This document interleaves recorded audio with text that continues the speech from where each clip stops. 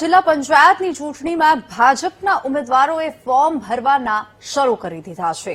રાણીપ, સાબરમતી, ચાંદખેડા, રખિયાલ, સરસપુરના ઉમેદવારોએ ફોર્મ ભરવાના શરૂ કર્યા છે। બાપુનગર અને ગોમતીપુર વોર્ડના ઉમેદવારો નામાંકન દાખલ કરવા માટે ત્યાં પહોંચ્યા અને ત્યાં ફોર્મ ભરવાનું શરૂ કર્યું છે।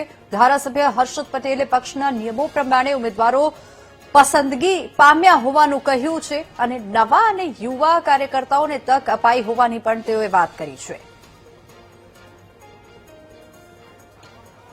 જે કાર્યકર્તાઓએ પોતાના કાર્ય સમય દરમિયાન પાર્ટી માટે કામ કર્યું છે એના ભાગરૂપે પોતે પોતાના આ સમયની અંદર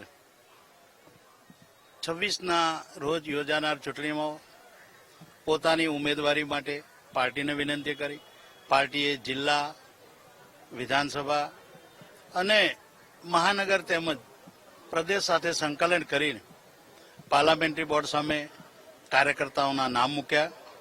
આ બધાની અંદર જ્યાં વિસ્તાર, જ્ઞાતિ, જૂના નવા કાર્યકર્તાનું કોમ્બિનેશન આ બધું જ ભારતીય જનતા પાર્ટી જોઈ અને ઉમેદવારોની પસંદ કરી છે। જ્યાં સુધી મારી વિધાનસભાનો પ્રશ્ન છે ત્યાં સુધી મારા 15 ઉમેદવાર હતા।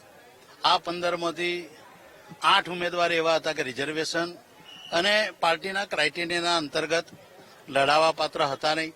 બાકીના જે ઉમેદવારો છે એમાં ભારતીય જનતા પાર્ટીએ ક્યાંકના ક્યાંક 1-2 જ્ઞાતિ સમીકરણ અને વિસ્તારના આધારે પસંદ